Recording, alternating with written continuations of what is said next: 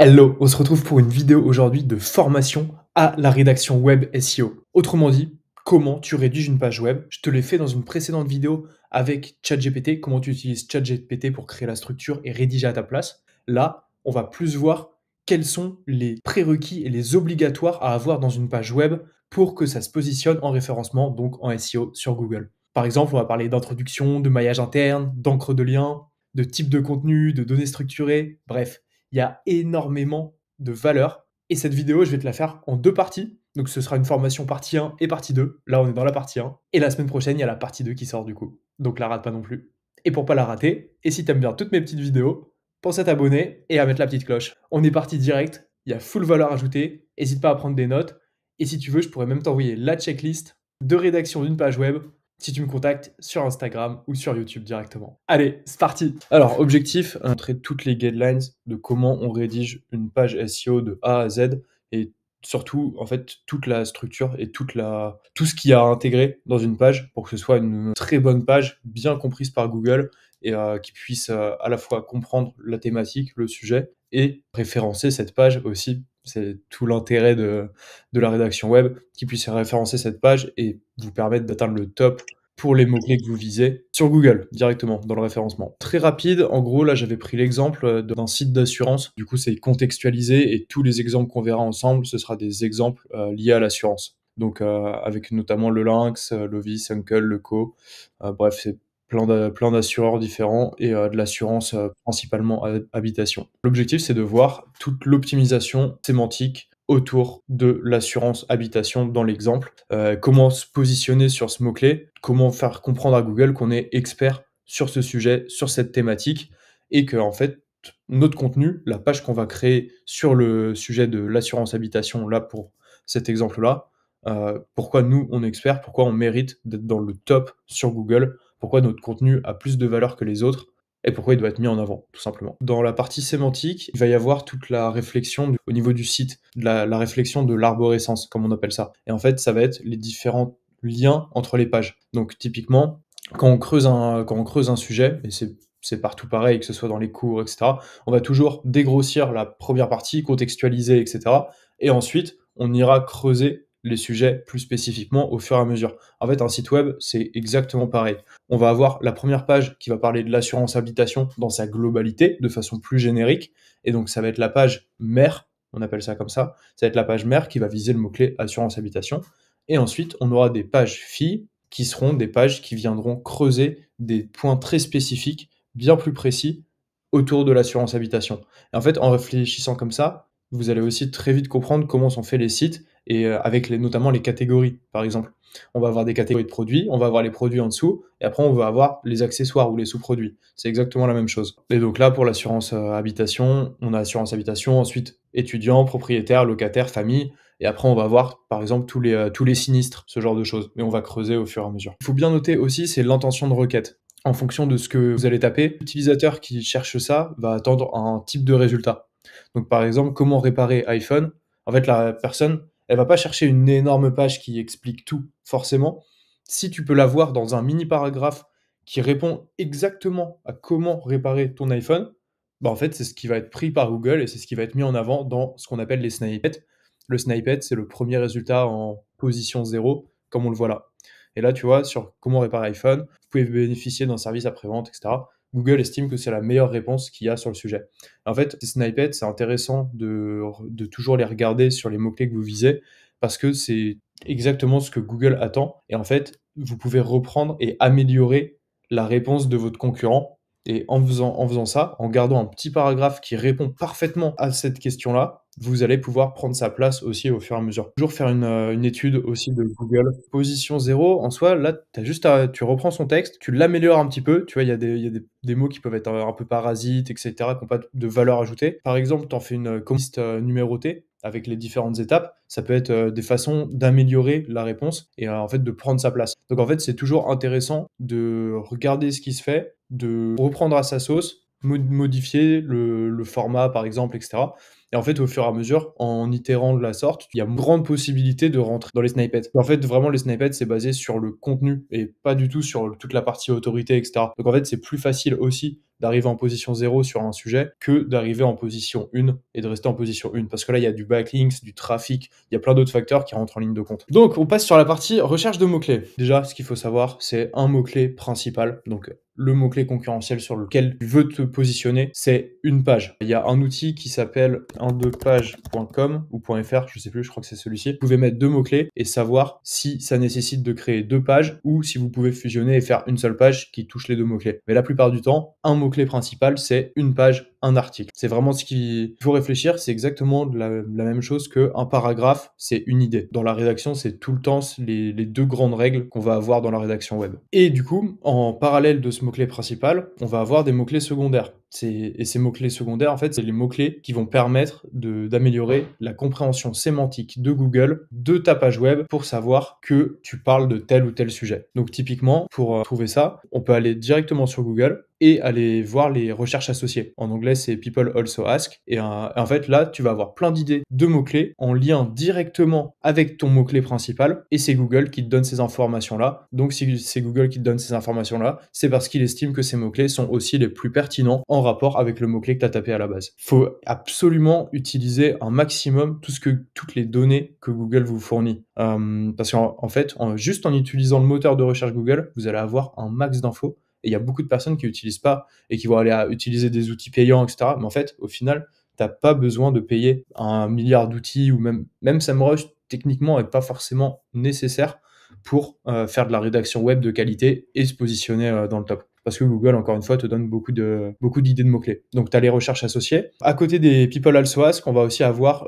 l'autocomplétion de Google. Donc, l'autocomplete, en gros, dans ta barre de recherche, tu tapes ton mot-clé et soit tu mets un espace, soit tu mets rien, soit tu tapes une lettre, etc. En fait, il va te compléter avec plein de mots différents. Et encore une fois, c'est des mots-clés qui sont sémantiquement proches et qui complètent ton sujet. Donc, ça peut te donner soit des idées de mots-clés à insérer dans ta page, soit des idées de mots-clés pour les sous-pages de ta thématique. Donc, typiquement, sur assurance habitation étudiant, en fait, après, on peut faire des sous-pages sur tous les organismes d'assurance habitation étudiant. On va avoir la MAE, je crois que c'est un organisme, Massif, BNP, LCL, enfin bref, on va tout avoir. Et tout ça, ça peut être des idées de sous-page. Pareil donc avec l'espace, on peut aller chercher, en plus, c'est pas les mêmes mots-clés qui vont être proposés par Google. Et en fait, tout ça, ça te fait une liste de mots-clés très intéressants à aller chercher dans tes contenus. Avec l'autocomplétion, il y a pas mal de choses à faire. Et pareil, vous pouvez essayer avec plein de caractères, type les astérisques, pour insérer un mot-clé avant, type assurance, multirisque, habitation. Il y a plein de petites commandes assez astucieuses comme ça pour trouver plein de mots-clés. Et après, il suffit de mixer ça avec un outil pour trouver le search volume, donc comme SEMrush, comme Keyword Finder de Mongoose, comme celui de Ney Patel, Ubersuggest de Ney Patel, ou même Keyword Planner sur Google Ads, qui est gratuit. Et en faisant ça, en fait, vous pouvez avoir une liste de mots-clés pertinents à aller cibler avec vos sites, et du coup, savoir quel contenu il va falloir que vous créez après. Il y a des mots-clés où, en fait, les outils vont te dire qu'il y a 0 volume de recherche, mais en fait, si ça se trouve, dans un an, t'es à 500. Les outils de type SEMrush, type tous ceux que je viens de citer, Ubersuggest, etc., ils font des estimations. Et à côté de ça, il faut savoir qu'il y a des SEO qui faussent les search volumes. Donc en fait, si ça se trouve, il y a des SEO pour vendre plus d'articles de liens sur leur truc et faire croire qu'ils sont référencés sur des mots-clés de fou. Ils font croire qu'ils ont 1000 ou 20 000 ou 50 000 de search volume, alors qu'en fait, derrière, il y a peut-être que 20. Donc, en fait, il faut contrebalancer toujours. Et moi, ça m'arrive aussi bien d'aller cibler des mots-clés à search volume 20 que 1 million. Après, bien sûr, tout le monde va pas fausser les chiffres, etc. Enfin, là, je vous fais les extrêmes. Mais en soi, à partir de, je sais pas, une cinquantaine en search volume mensuel, et quand tu regardes les courbes, ça fait longtemps qu'il y a 50, commencerait à aller cibler ce type de contenu. Et d'autant plus que ces mots-clés-là, si le keyword difficulty, donc s'ils sont assez accessibles, en fait, il y a possibilité d'aller récupérer du trafic. Et un article sur un mot-clé de ce type-là, en fait, va aller référencer aussi plein d'autres mots-clés. Donc en fait, ton search volume, il sera plus important au fur et à mesure parce que tu vas mettre de la sémantique, tu vas mettre du contenu de qualité, et ton contenu, ta page, va se positionner sur plein d'autres mots-clés en même temps. Moi, en fait, la plupart du temps, quand je réfléchis mes contenus, en tout cas, je me pose toujours la question de est-ce que moi, si j'avais un besoin dans la thématique de mon site, est-ce que je chercherais ça ou pas? Et en fait, en faisant ça, en te mettant dans la peau d'un utilisateur lambda qui cherche juste une information, tu vas aussi avoir des idées de mots-clés, etc. Ce qui est important aussi, les 500 premiers mots d'une page sont les plus importants parce que c'est les 500 premiers mots que Google va découvrir. Et du coup, il y a une façon très intéressante de travailler, ça s'appelle le jeu du mot mystère. En gros, dans les 500 premiers mots que vous avez rédigés sur votre page, vous ciblez un mot-clé principal et dans ces 500 premiers mots, si vous enlevez ce mot-clé principal, est-ce que vous arrivez à comprendre de quoi il s'agit, de quoi vous allez parler sur la page? Si c'est pas le cas, vous devez retaffer votre contenu. Si c'est le cas, normalement, Google devrait bien apprécier déjà votre contenu. Toujours regarder ce qui fait la concurrence. Typiquement, là, le mot-clé habitation et le search volume, c'est 67 200 par mois, qui est plutôt pas mal. Pour trouver à la fois les idées de contenu et les mots secondaires, la sémantique, etc., regardez toujours les meilleurs résultats, vos meilleurs concurrents sur ce mot-clé. Vous tapez le mot-clé dans Google, vous prenez les 2, parfois 3 premiers résultats et vous regardez le type de contenu qu'ils ont fait, quels mots-clés ils ont utilisé, quel titre ils ont utilisé. En fait, vous analysez toute la page et déjà, ça va vous donner une idée de « Ah ok, mais ça, j'y avais pas pensé et ce type de contenu, ça, faut que je l'ai dans ma page web. » C'est super important, c'est ce que je fais tout le temps et c'est ce qui marche le mieux parce qu'en fait, Google, s'il les a positionnés dans le top 1, 2, 3, c'est toujours parce qu'ils ont du très bon contenu sur ce sujet, sur cette thématique, sur ce mot-clé. Donc, toujours regarder et s'inspirer de ce que fait la concurrence. Après, bien sûr, faut pas copier, mais faut s'inspirer. Le nombre de mots, c'est un sujet SEO redondant. Tout le monde en parle tout le temps. Il n'y a pas de nombre de mots, déjà. Ça va dépendre de la thématique, ça va dépendre du mot-clé que vous ciblez. Si vous avez un mot-clé long train, donc de 5 ou 10 mots, qui est une question super précise et pointue, si ça se trouve, un article ou une page de 300 mots qui répond juste à cette question précisément, c'est la meilleure réponse pour Google et c'est ce qui rankera le mieux. Si ça se trouve, vous avez un mot-clé très concurrentiel, très générique, type juste assurance, et là, peut-être qu'il faut faire 5000 mots. Encore une fois, regardez ce qui se fait chez la concurrence et combien de mots ils ont en moyenne sur les 3 premiers résultats et vous faites quelque chose dans leur moyenne, mais mieux qu'eux, dans la qualité, dans le contenu, dans la façon dont c'est présenté, dans le marketing, etc. Et en faisant ça, vous allez vous positionner dans le top 3. Il n'y a pas de meilleure recette que ça. Vraiment, c'est regardez ce qui se fait, inspirez-vous, appliquez, faites mieux qu'eux et ça va marcher tout seul. Du coup, on passe à la partie 2 sur toute la partie structurer mon article. Construire le H1, c'est important parce que le H1, comme le meta title, ça va être 2 balises d'une page web qui sont super importantes pour le référencement. En fait, c'est des balises qui ont beaucoup de poids dans le référencement et ajouter des mots-clés dans le titre H1 et dans le meta title, ça a beaucoup plus de poids que de l'ajouter dans un H2, un H3 ou juste dans le texte. Toujours intéressant de donc mettre le mot-clé et de faire comprendre de quoi il s'agit parce qu'encore une fois, dans les 500 premiers mots, vous avez forcément votre H1. Donc, avoir votre mot-clé, c'est bien, mais il faut aussi mettre de la sémantique et parler de ce dont vous allez parler sur la page. Encore une fois. Donc là, si on avait mis plusieurs exemples de titres H1 pour la page assurance habitation, l'objectif, c'est aussi d'ajouter la petite patte marketing pour donner envie de lire, pour donner envie à l'utilisateur de scroller, de s'engager avec votre page, de cliquer sur des boutons s'il y a des boutons, etc., etc. Toute la partie introduction, moi, je vous en ai parlé juste avant, donc avec les 500 mots, le mot mystère, etc. L'intention de recherche, ça c'est super important. En fonction de l'intention, le type de contenu que vous allez créer est pas du tout pareil. Typiquement, si c'est du contenu informationnel, donc ça va être potentiellement une question.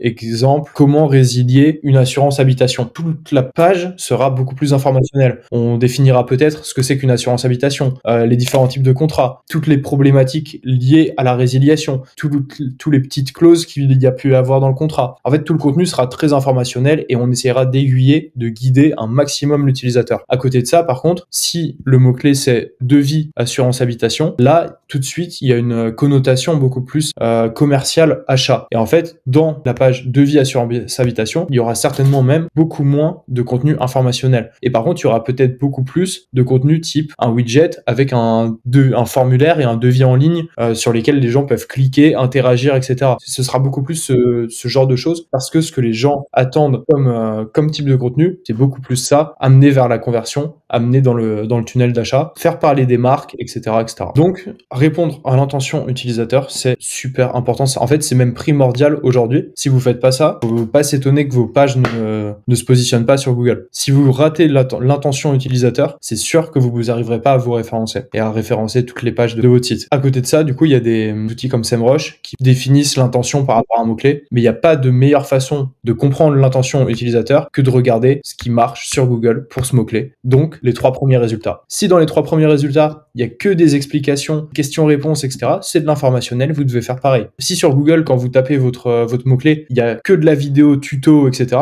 c'est que vous devez faire des tutos et vous devez faire limite vos titres en première étape, deuxième étape, troisième étape, quatrième étape, etc. Vous devez le guider comme ça. Si dans Google, c'est que des images de produits, bah forcément, c'est une requête qui est transactionnelle et l'objectif, ça va être de pousser à la conversion, de faire une page produit. Bref, répondez à l'intention utilisateur et il n'y a pas de raison que vous vous positionniez pas sur les mots-clés que vous visez. Ensuite, la structure d'une page, toujours avoir un titre H1, une petite intro et du coup, dans les 300-500 premiers mots, faire le jeu du mot mystère. Et ensuite, on va avoir H2 et possiblement des H3, des H3 pour venir approfondir le sujet du premier H2 et après des H2, etc. Et après on peut avoir des H4 dans les H3, des H5 dans les H4, etc., etc. Mais c'est pas obligatoire. Tout comme avoir des H3 n'est pas obligatoire. C'est pas une fin en soi, mais par contre, il faut que ce soit pertinent. Si c'est pertinent, faites-le 100%. Si vous trouvez pas que c'est pertinent, s'il y a du doute, comme je dis, il n'y a pas de doute, donc le faites pas. Par contre, tout ce qu'il faut respecter, c'est vraiment avoir cette hiérarchie de H1, H2, H3, H2, H3, etc.,